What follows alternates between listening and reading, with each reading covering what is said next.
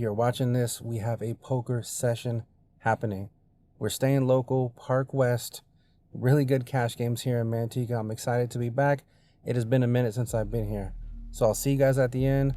Hopefully we can get some really good content. Most importantly, hopefully I play well. Whatever happens, happens. All right, I'll catch up with you guys at the end.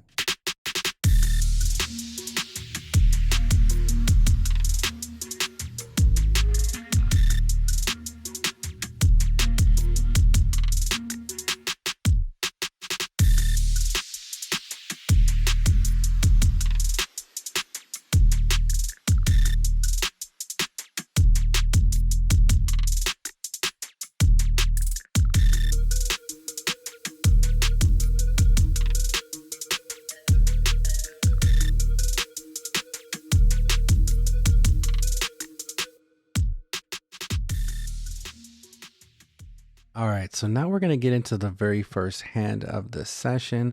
Literally feels like I've folded for the first 2 hours. Go ahead and drop a comment if you guys have ever felt the same in a poker session where you just couldn't pick up a hand. The middle position player is going to raise small to $6. It's going to be accompanied by a few calls behind him. Action's going to fold over to me in the small blind, and I'm going to look down at pocket jacks. I'm going to make it $21 to go, and I'm going to pick up one caller who's going to turn out to actually be the most stickiest player in this game, as you will see later on in this vlog. The flop's going to come Queen 10-5 rainbow. I check, he checks back. We see the turn as I pick up an open ender. Again, it goes check, check. Now we see the deuce of hearts. I cannot let this thing check through again. I got to get some value. I go ahead and bet $20, just trying to get a crying call. And as you're going to see, he pretty quickly just folds. Let me know in the comments there, did I miss a turn bet? He probably would have called me with the draw. Who knows? Drop your thoughts down below. And then about an hour later, I'd pick up my next playable hand. I would raise ace-10 offsuit in the cutoff to $10. I'm going to pick up two callers, the small blind and the big blind. And then that's going to be followed by a absolutely horrendous flop. That's totally going to miss me. That's going to come 9-4 deuce all red. This is definitely a spot that I check back. I'm not going to try to get two people off this hand. I'm pretty much going to be folding to any aggression here. I'm either way ahead or way behind. With no heart in my hand, it's just not ideal. The 5 of clubs is going to fall. And now the big blind is going to go ahead and bet into both of us. And not much I can do here. I just have to fold and look for a different spot. In this next one, there's going to be a straddle on. +1's going to go ahead and just call. Action folds over to me in the hijack. And I'm going to raise it up here with ace-10 of clubs. I make it 24 to go. And now in typical live game fashion, I'm going to start getting a bunch of callers behind me, which is actually a good thing, a sign of a really good game. It's going to start with the button who's just going to cold call the raise. Then the straddler is going to come along and the initial limper. So we're going to head 4 ways to a flop here. Hopefully we can spike. Guys, drop me a comment. Let me know what you think is going to happen. Are we going to hit or am I going to miss? Drop something down in the comments before I show you. The flop's going to come Queen 8-8 to clubs. So we do have an over and the nut flush draw. I don't love the paired board here. So action checks over to me and I'm going to take my free card, see if we can get there on the turn.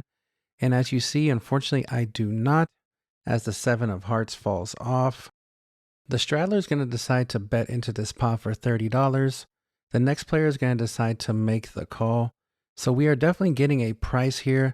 For a moment, I thought about putting in the raise. That would have been kind of sexy with our semi-bluff here, but I'm taking my pot odds, seeing if I can get there. We are getting the right price.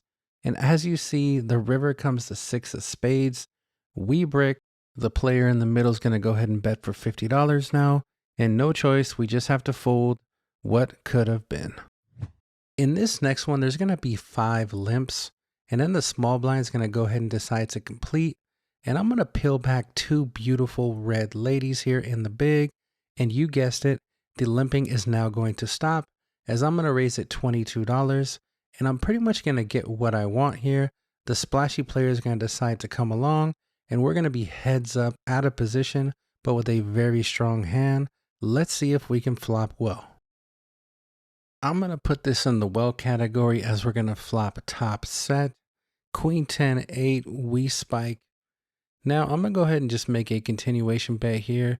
Let's just do what we would usually do because this player is probably going to call anyways. Let's not check and allow him to check back. I bet 20 and he quickly makes the call. Now we're going to see the turn, which is the 6 of hearts. Let's not overcomplicate it here. Let's just bet our hand and try to build a big pot when we have a big hand.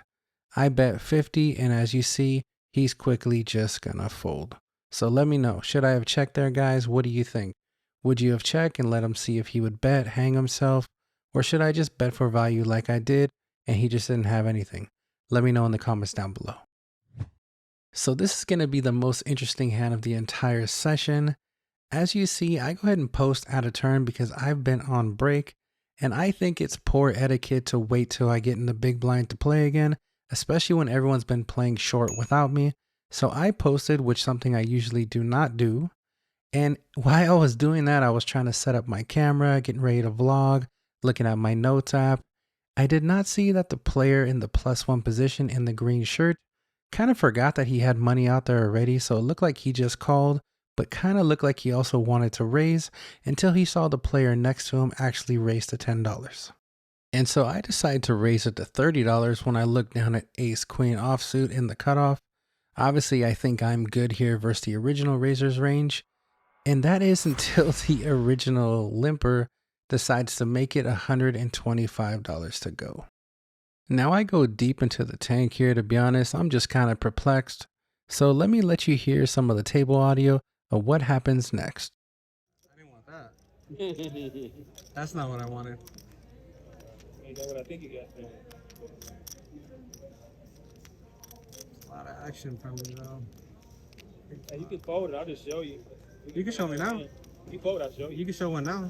Nothing against the rule.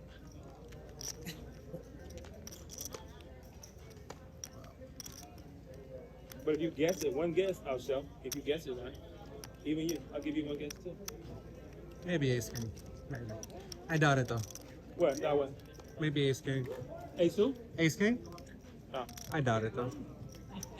Pocket tens maybe or I something. would have raised. I'd have went all in with Pocket ace king. jacks. Nice one. It's a beautiful hand. You can show it now. Though. Oh, I actually, you said no. I didn't say not to. I said you could show. Yeah, I like it though. I feel you make me feel bad. I said if you fold, I'll show you. Oh, no problem. You said no. You don't have to. Yeah. I had one over. Well, that one was definitely my bad. I was not paying close enough attention. That's my own fault. So ultimately we did make a good fold, even though it was a bit painful. Let me know what you guys would have done in my place. So now we've arrived at the last hand of this session.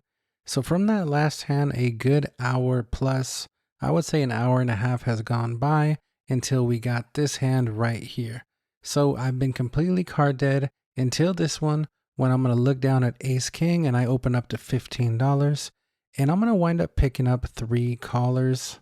And extremely fitting for how this session has gone today, the flop's going to come 10-4 deuce, 2 clubs, all black, totally misses us. The first player is going to lead for $30 now into this pot, and I have no choice. I'm just going to have to fold. So an extremely frustrating session, just one of those days. Let's go ahead and recap the session. So just heading out right now before I leave the room. So total, I believe we played for about, I would say it's about 4 hours, give or take, a little bit more than 4 hours. Was into the game for 300 and cashed out for a whopping $315. I know, right? I should have just stayed home today, but nah, just playing. So all in all, just one of those sessions, man. It was a bit of a grind. No really eventful pots happened.